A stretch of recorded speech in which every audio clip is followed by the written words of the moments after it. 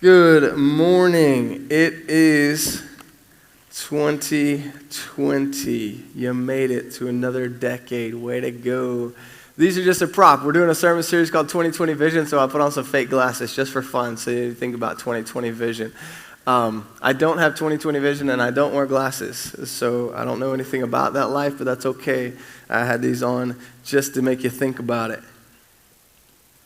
So, as we start this series, 2020 Vision, we want to take a deep look into things that may be controversial, may not be controversial, may be a hot button item for you, may not be a hot button item for you, maybe something that the public is talking about, maybe not. I'm not sure, but I think we'll get there. At least next week we will. Next week is politics. So I know, we the church, like if you're wondering when should I come on the Sunday where I'm going to talk about all those things that you definitely can't mention at Thanksgiving. Like before you just ruin the family event. You can't mention these things at work before you get fired or something for hate speech, I don't know. So we get to talk about all those things here because in church you have to sit quietly and I get to talk, so it works out when you talk about things like that. And so that's what we're going to jump into next week, which I'm excited for. But this week we're going to look at the church. We're going to look at the church. We're going to look at our church. So this week, we're looking deep into the church, Vision 2020. The church, it's not a place, it's a people. It's not a Sunday service, it's a gathering. It's not self-serving, it's self-giving. It's not factions, it's family. It's not inward focus, it's outward focus. It's not about me, it's for me. It's not easy, painless, or without flaws, but it is worth it. That is my statement on the church for now to start this off. I want to look quickly at two drastically different tones of church and church leadership that we find in the scriptures. If you think what we face now in the modern 2020 church is totally wholesale different from what was faced maybe in the Old Testament gathering of the Jews or the New Testament gathering of the believers, then you're wrong. You haven't read your Bible with your eyes open. There's been church things throughout history because people will people. It's just, I don't know how else to really say that. And the humans are going to human. And since that's true, there's always been all sorts of good and bad that has come with gathering of people, God's people. Let's start in Matthew chapter 23. Have one of our favorite Jesus tongue lashing the Pharisees. We always love a good getting after the Pharisees passage because we all know that those are other religious people, not us. And so we always really enjoy that. Matthew chapter 23, starting in verse 1. We'll read verse 1 through 7. Then Jesus said to the crowds and to his disciples. So just take that right there. This was not a private, let me in-house talk about their spiritual leaders. Jesus said to the crowds, let me tell you about your spiritual leaders. Wow. So just, side note. Verse 2, the scribes and the Pharisees sit on Moses' seat, so do and observe whatever they tell you, but not the works they do, for they preach, but do not practice. They tie up heavy burdens, hard to bear, and lay them on people's shoulders, but they themselves are not willing to move them with their finger. They do all their deeds to be seen by others, for they make their phylacteries broad and their fringes long, and they love the place of honor at feasts and the best seats in the synagogues, and greetings in the marketplaces, and being called rabbi by others. So, what you've just heard is Jesus really just coming after the current modern day, in this time, spiritual leaders and authorities of Judaism. The, monotheistic religion, we're not going to say Christian because it wasn't Christian, but the religion, God's chosen people, these were the leaders. That would be an equivalent to nowadays pastors in the church. These were the guys. There was Pharisees and Sadducees. The Sadducees were the liberal left. The Pharisees, these were the good guys. These were the conservative ones. These were the morally upstanding, super passionate about their faith guys. This is who Jesus just got after. The Pharisees and the scribes. A couple of things I'd like to point out about this and about what they had in their current church structure, model, tone, theme, what they're experiencing in their day in the church. Number one, he said, the scribes and the Pharisees sit on Moses' seat, so do and observe whatever they tell you.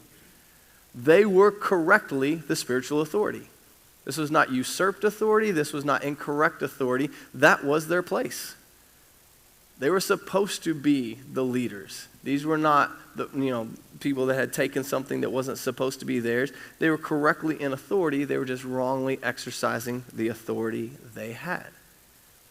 What do we see inside this passage? It says, don't do what they say. They do not practice what they preach. That's one of a fun line that we like to say. I bet you didn't know it was biblical when you say, hey, man, practice what you preach.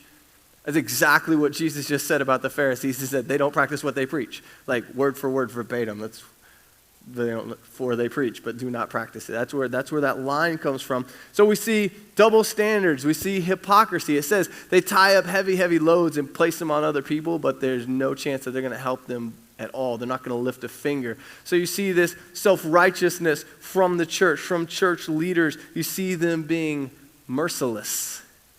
We've seen that in church before where we're like, hey, here's all the things you have to add up to. Here's all those things. Carry them. I'm going to be over here in the ivory tower. Like, make this happen. That's another thing you see in this early church experience that Jesus is kind of describing here. You see that they're more worried about man's approval than God's approval. They want to make sure on the outside they're looking good. It says when they walk around, they like the greetings in the marketplaces. They like people to hear about it. They like to be looking pretty fly for a white guy in that time. Like that's where they're at. That was from our 90s people. You're welcome. They love the place of honor at feasts and the best seats in the synagogues. They love the big greetings. That's what the religious leaders of that day were all about. Remember, we're taking a deep look into the church, and I really want to investigate the idea that there's a lot of people that have completely rejected the church in our modern day because the church is full of hypocrites, double standards, the show, or I got hurt in the church because this, and this, or the church is bogus because of this, and this. And so I kind of want to, first I'll say, yeah, I hear you, and dive into what we've seen biblically and in our modern day as where the church has done it wrong, messed it up, gone the wrong direction in ways. And we see this very plainly in the New Testament. If you've read your Old Testament, if you're familiar with it at all, we see example after example after example of the prophet saying, you guys, you shepherds are leading our sheep astray. You're leading them the wrong direction. God is going to come and remove you. God is going to send a different shepherd, a different leader. And it was constant that Israel was constantly being led astray by its spiritual leaders. Now, in complete contrast to this, we have John chapter 13, where Jesus sets a tone and an example of what church leadership and church tone and church culture should feel like. Because some of us hear this one and be like, yep, those are the churches I went to. That's how I was raised. That's where I grew up. Yeah, there was this guy in this ivory tower, and he put all these heavy weights on all of us. And who was there to pick me up when I didn't know how to walk through this addiction or this divorce or these things? Like, nobody was there to help. They just put this burden on me saying, hey, you're going to be expelled from the church if you get divorced. Like, well, where was the counseling help? Where was it? And nobody helped. And I understand the church has done that a lot, and a lot of that has been our experience. Then we have John chapter 13, where Jesus is training his disciples, his church planting cohort, the people he will send out to start the New Testament church. And this is one of his last training sessions with them about how church should look, about how leadership should look. In John chapter 13, we have the very famous story that most of us have heard and some people have awkwardly reproduced at their weddings, washing of the disciples' feet. I'm sorry if you did that at your wedding. It wasn't a shot. I'm sorry. Maybe it's just me that thinks that's awkward, but that's fine. And Jesus washes his disciples' feet. And we're like, okay, cool, whatever. That was a big deal because they walked for miles in sandals, and that's gross. And only the lowliest of slaves that happened to not be of Jewish descent, it needed to be somebody else, not God's chosen people, because there's no way a Jew should ever wash people's feet. They'd make that person wash their feet, and nobody washed their feet. And so Jesus stood up, put a towel around his waist, and went about the business of the lowest servant's job. It was a big deal. It was something practical that needed to be done because they didn't have chairs at their tables. They reclined at tables. They laid down, so like feet were near proximity to faces and food. And so this was a practical service that said, for everybody here, let's do this, That was important. And it was just such a humble act. And then Jesus, in verse 12 of chapter 13 in John, he explains why. he starts to teach about tone and culture and ideas of what leadership in church should look like. Verse 12, start with me. John 13. When he had washed their feet and put on his outer garments and resumed his place, he said to them, do you understand what I have done to you? You call me teacher and Lord, and you are right, for so I am. If I then, your Lord and teacher, have washed your feet, you also ought to wash one another's feet. For I have given you an example that you also should do just as I have done to you. Truly, truly, I say to you, a servant is not greater than his master, nor is a messenger greater than the one who sent him. If you know these things, blessed are you if you do them. I see so much in this passage. I see so much about correcting the trajectory of what the church was when Jesus is saying, here's your leaders. They have double standards. Do what they say. Do not do what they do because they do not practice what they preach. They're going to be merciless. They're going to put heavy weights on people. They're not going to come around to support them and carry them alongside of them saying, I hear you, brother. Let me walk alongside you. I've struggled the same way. It's like, no, that's not how church works right now in your day. It said they're going to be guys that are about ego and about me, and they're going to end up on Preachers and Sneakers on Instagram, and that's for my millennials. No? Okay. All right. Well, it's a thing. Look it up. Preachers and Sneakers. Anyhow, that he's pointing out these fallacies in what was existing, and then he says, now look at what I've done. Look at how it should be. So as we're taking this look into church, we want to take a look at ourselves and our church and what we believe about church and try to find where are we like the bad example and where are we like the good example and how can we be more like Jesus in his leadership. Number one, he, like the Pharisees, was correctly in authority. He said, they have the seat of Moses. Do what they say. Jesus said, you call me teacher and Lord, and you're right, because I am. It's huge. So we have two people that are properly, correctly in authority. They're in the right place. It's where they should be. They should be the leaders. Some are doing it egotistically, arrogantly, self-righteously. Jesus is doing it humbly. You call me Lord, you call me teacher, and right. And so what do we see in this? First off, we see him being very truthful with them, saying, yes, I am these things. We see him being practical, meeting a practical need.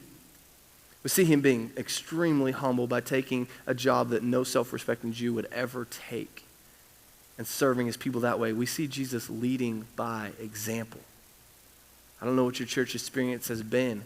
I don't know if you've been able to, in the past, be with your pastor as y'all both clean the restrooms of the church, or be with your small group leader as y'all both went out to dig the ditch to help the person whose plumbing went bad, or what. It's leading by example in his serving. Jesus didn't say, go serve. He said, join me in serving.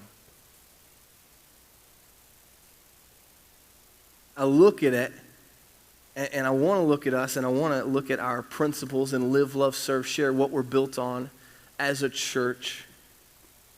And I see it in there.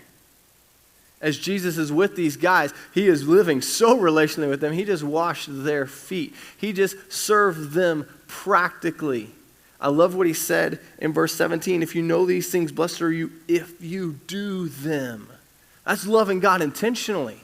It is not ethereal. It's not head knowledge. He's saying intentionally love God.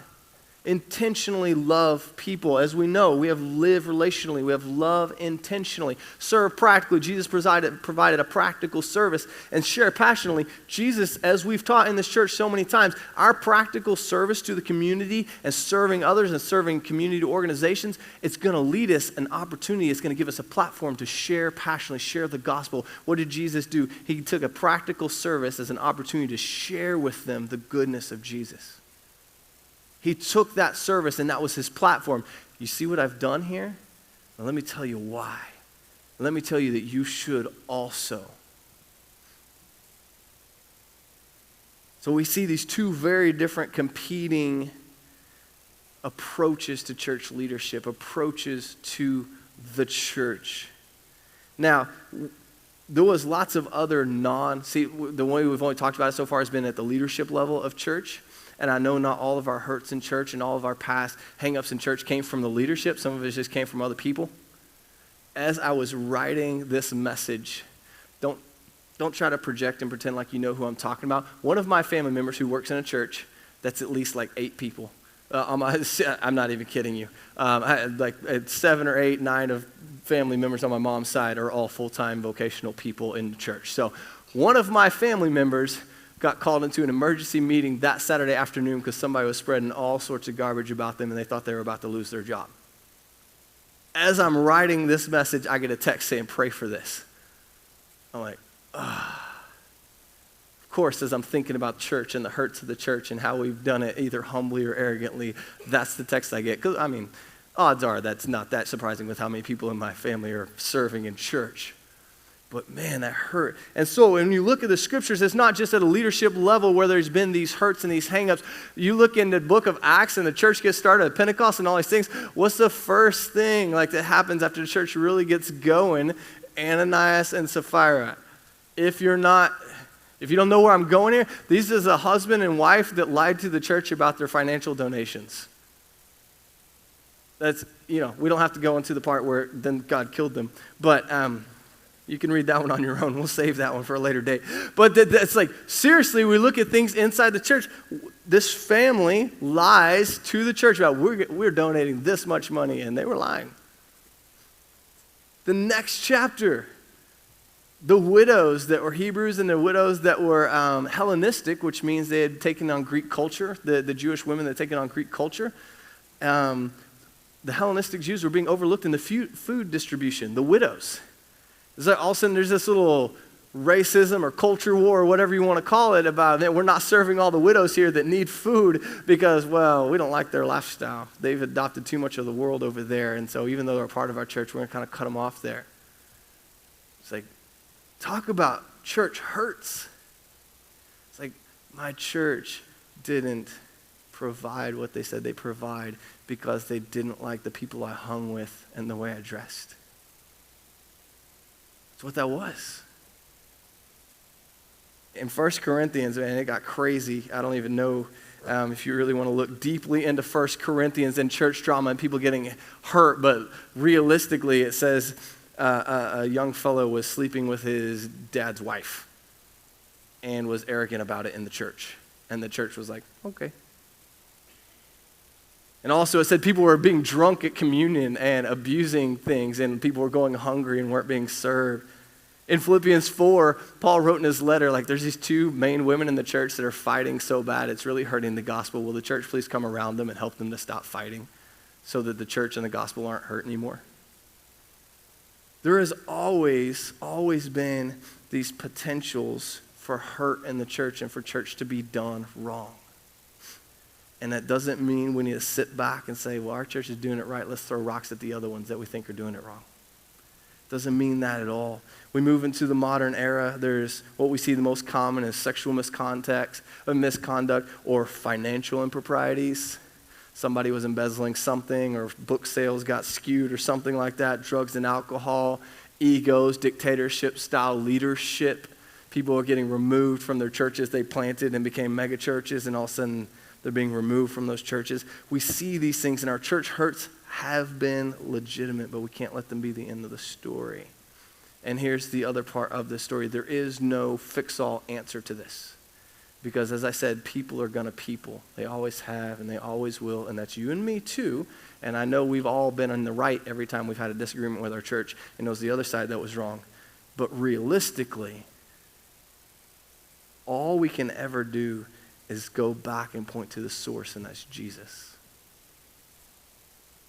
Go back and point to the source, and that's Jesus. Look back at the original author of these things, and that is Jesus. There's one short passage I want to look at to talk about how do we as a church try to stay away from one of these, the Pharisee version of church, and lean more towards the Jesus version of leadership and church and relational living and serving practically and sharing passionately. How do we stay away from one and lead to the other? It's in Ephesians chapter 4.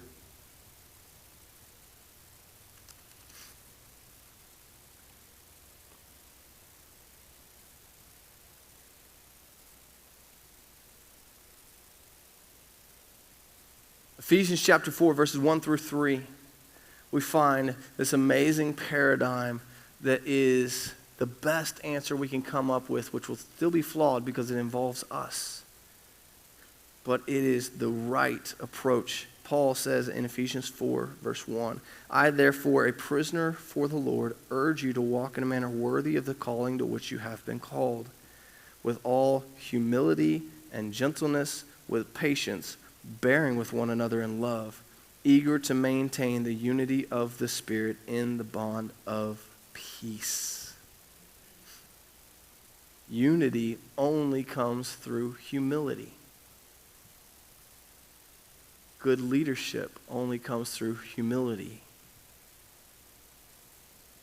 Saving ourselves from huge church disappointments and hurts only comes through humility. Paul taught in Philippians chapter 2 to consider others as more important than yourselves and look out not only for your own interests, but also for the interest of others. The church, Foundation Church, should be something that represents Jesus and his leadership style of humility and grace and truth. It should live relationally, love intentionally, serve practically, and share passionately with all humility. You cannot stay in a relationship with somebody and be arrogant and always right, and that person that will never back down and never say, I'm sorry. We mess up. We make these mistakes.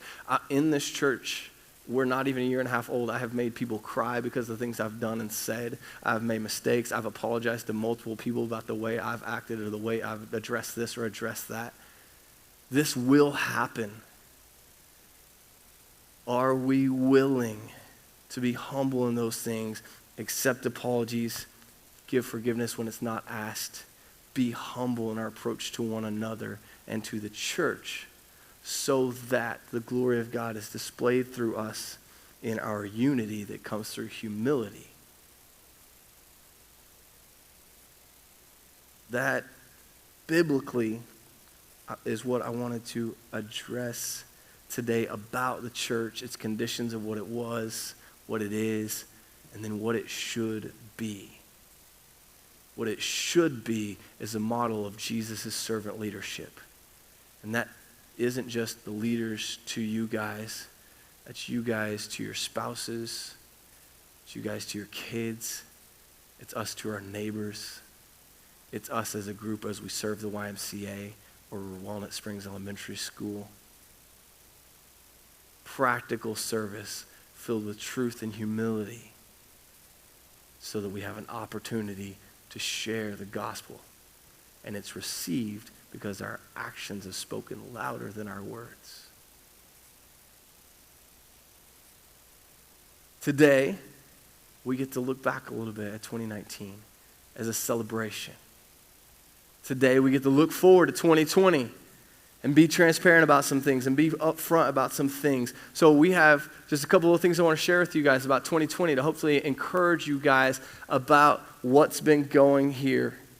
I asked the staff on Wednesday, I was like, guys, well, what have you loved about Foundation Church? What has been exciting to you about Foundation Church? What do you like that we have become in Foundation Church? And John's first answer was, man, we have accepted anybody up in here. I was like, man, that's true, man. We've had cops and criminals. We've had hippies and veterans, yeah, we have every color of the rainbow. I love that. This is a good thing. This is something for us to be proud of as a church, that we have been a church for anybody and everybody. There's no demographic or past that won't fit into our narrative and story. We've proven that by bringing you in and loving you and bringing you into our homes as small groups and you becoming a part of who we are. I love that. That is a huge win for our church. I've met so many people over the years that said, man, I attended this church for a bit, but I could tell I just didn't fit there. So I don't even know what to do with that. Unless you're just in there spreading rumors about everybody, I don't know how you don't fit in a church. I mean, it's a room full of sinners. How do you exclude another one? And as long as we can keep that mindset and keep that heart and keep that approach, we're a room full of sinners. How can we exclude another one? We're going to keep being, in 2020, a church for anybody, for everybody. What me and Shane talked about, we have loved the fact that there are some, and I don't want this to be an offense at all, there are very, very few single moms dragging their kids to church. The dads are here bringing their families to church. And we love that. That is big. That is different. A lot of churches have a majority of moms coming and not a lot of dads. We love the fact that our dads are here. They care about their families. They're involved. They're bringing their kids. Our children's ministry has grown so much. We haven't had under 20 kids that are under 11 since the middle of July. Like it's quite a streak, and it's overwhelming a lot of times to the people back there. So if you'd like to volunteer for kids ministry, then you know we have a place for you after a brief background check. But safety first. Yeah, no creepers allowed. But this is something to celebrate. This is health. This is vitality. I love that we have energy and vibrance and like things being thrown back there. Like that's such a good deal. That is such an exciting thing to me. We added 30 new members to our membership in 2019, which is huge because we have 42 members going into 2019, so we almost doubled. So it's nice when you're brand new. It's pretty easy to accomplish these things, so way to go, guys. That was awesome. We hope to do that again in the following 2020, maybe double our membership. That would be awesome. When you're young, it's good to have those big percentages. I had to do an annual church profile for the Southern Baptist Convention since they fund us, and all the numbers I was putting in, it had these big red signs saying, "Are you sure this is more than double what you did last year?" Yeah, that's the numbers. Yeah, like every single one. Alert, alert. It's like, are you sure? Yes, that's it. It's when you start small, it's easy to make those big percentage jumps. Love that. We, this past year, gave over $16,000 directly to missionaries and missions organizations. That's fantastic. Look around. We're not huge.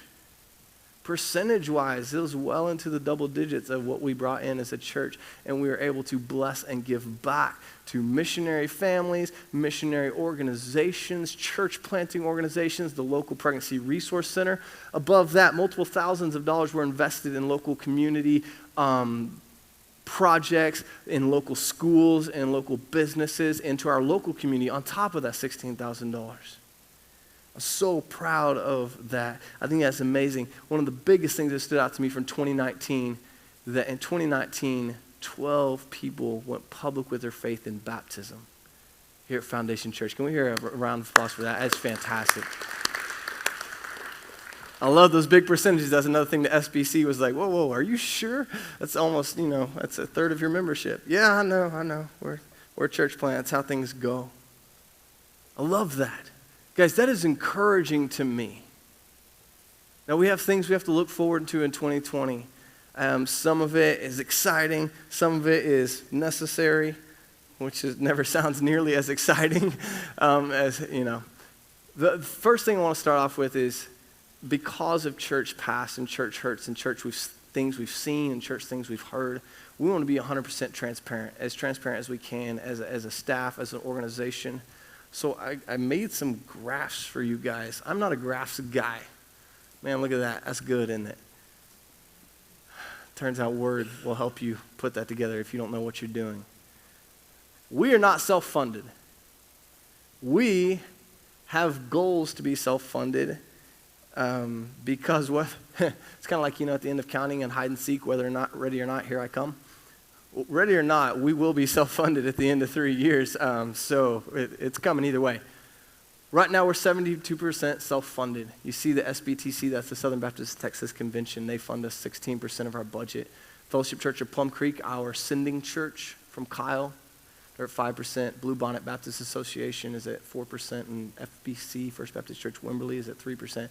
We are so blessed to have this many organizations believing in us because of these reports I just told you, because of the money we're sending to missionaries and the people that are being baptized and the members that are being added and the people that are going from being non-church to church and the people that are going from being far from God to knowing God. They are pleased to financially support us. They are really, really excited when a church no longer needs that financial support so they can find the next church and the next plant and do support that and move on and grow the kingdom bigger and bigger, and we want that for them. Because we want that for them, our percentage of self-funding needs to grow. By April, we need to be at 80%. It's about $1,000 more a month.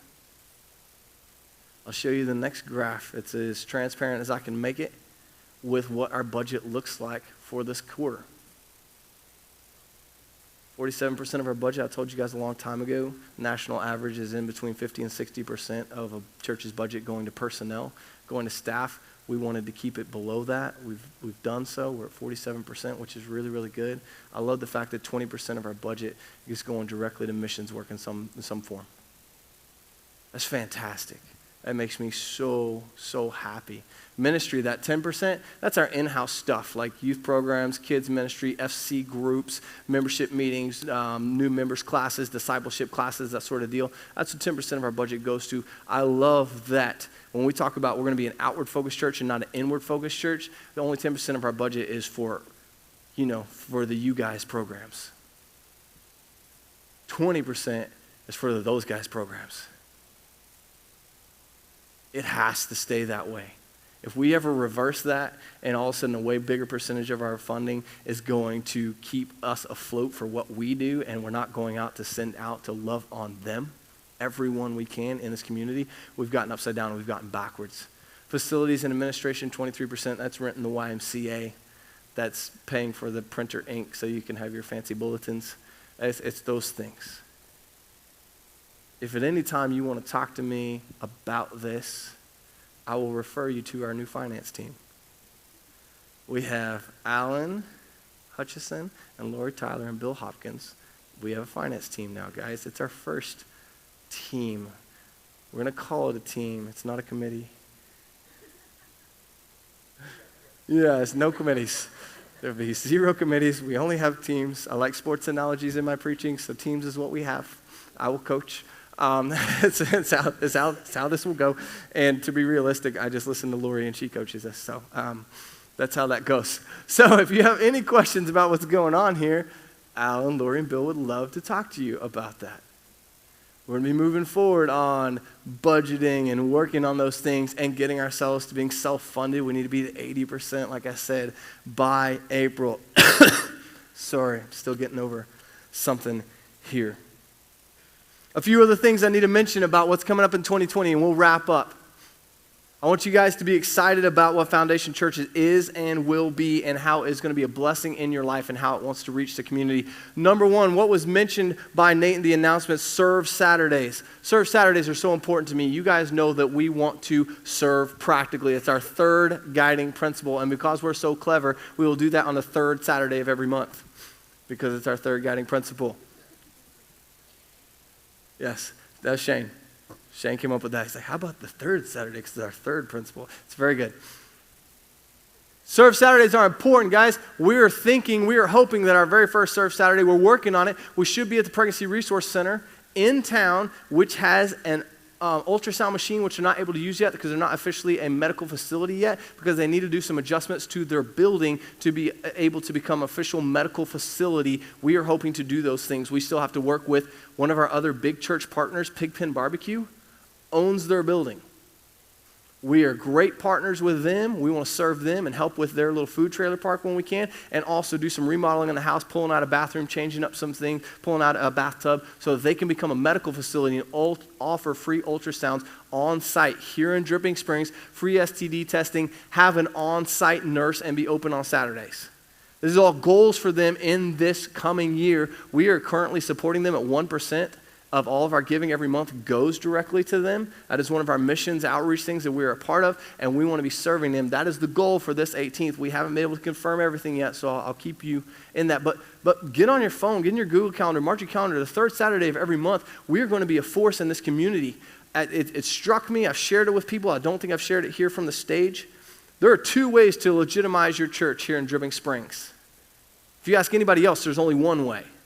I'm pushing back and saying there's 2 ways. The one way to legitimize yourself as a real deal, we're here to stay church in Dripping Springs, is to have a building. It's like that big one over there with the bricks and stuff and the parking lot. We don't have that. So, according to the standard of Dripping Springs, will always be considered that, you might make it.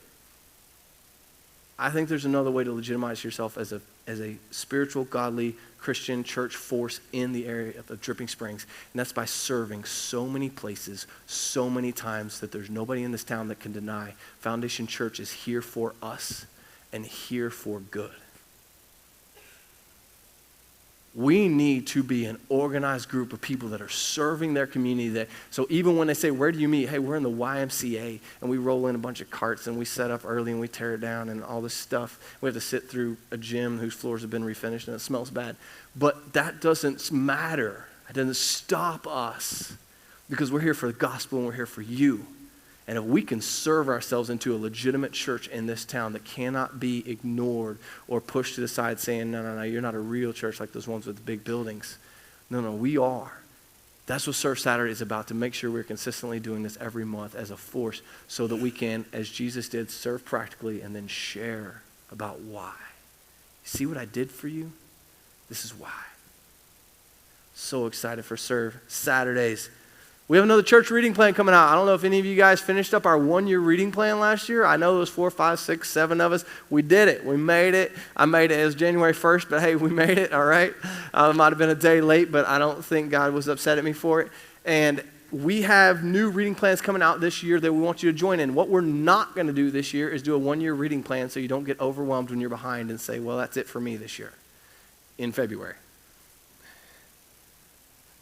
I got you. No, I know. I've been you. I know all about that life. What we're going to do is multiple different small reading plans. And what I need you to do is to get your chat card, write your phone number on it, say reading plan, write reading plan and your phone number on there. And we are going to text you a link so that you can join on the Bible app our reading plan, and we'll all be there together. And you can kick back what God taught you about that day, and you can put it on there. We can all see that. We can interact. The first reading plan is by the Bible Project. It's the Gospels in 90 days. You see this? We'll throw this slide up on our Facebook, on the private Facebook page or something like that, so you can follow this through. But we're going to do different Bible Project reading plans throughout the year, shorter ones, longer ones, so you can jump in anytime, and if you fall behind, jump in on the next one, and that's fine. They also have awesome videos that go along with the reading, not every day, but some days, that explain to you what's going on in this book, what is it really teaching, how can you grow in it, what have you not understood before. It's fantastic. So we're really excited about this, the Bible Project, through the Bible app. Download the Bible app. Once you do, download the ESV version, otherwise it's going to kick you straight to the KJV, and that will also make you quit reading the Bible. So don't do that. I just want you to know that. The these and thous will get you. They'll get you good. So don't do that. What Nate was mentioning about discipleship classes. We have 4 guiding principles: live, love, serve, share. We're creating a curriculum called our verbs and adverbs. Live, love, serve, share are verbs. Adverbs are relationally, intentionally, practically, and passionately. It's an action we do described by how we do it. That will be coming out soon. There you go, verbs and adverbs, discipleship class coming out soon, end of this month, early February, we're not sure. Curriculum's ready, we're just trying to find the right date. This year, we hope to write all 4 of them, and each quarter we'll have a new one coming out, and it just takes us practically into the Bible about why should I live relationally, and then practically into my daily, weekly, monthly life, how should I live relationally?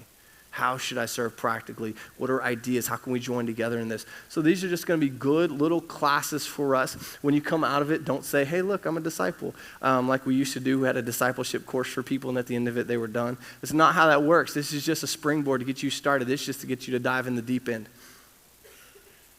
Sorry, we're running long. I know every time we do things like this, I always run long because I'm so excited about everything we have going on. We are about to offer a Financial Peace University class. I don't know if you're familiar with this. This is Dave Ramsey. This is a really, really helpful tool to get your finances and your books in a place that really honor God and free you to live whatever life He calls you to live. Personal story. Courtney and I were blessed in such a way to where God gave us the ability to live really small, be debt-free, and do whatever we needed to do at any time about 5 years ago. What did that end up looking like? It ended up looking like me losing a job, Courtney going back to work, and me planting a church for free for a lot of months. Because God had given us this place in our lives where we had gotten debt-free, we had learned how to live much below our means, and we had this ability to say, yes, God. Nothing can stop me. I don't have anything that's holding on to me to stop me. My favorite analogy for this sort of living is Lord of the Rings. If you're into Lord of the Rings, All right, we're boys, we can hang. But at the end of the very first one, 2 hobbits have been taken away by the bad guys, and there's these 3 good guys that are going to chase down the bad guys. And what Aragorn says to Legolas and Gimli, he says, but then all you hear, he says, we travel light. He's like, we have to go somewhere. Don't carry anything extra.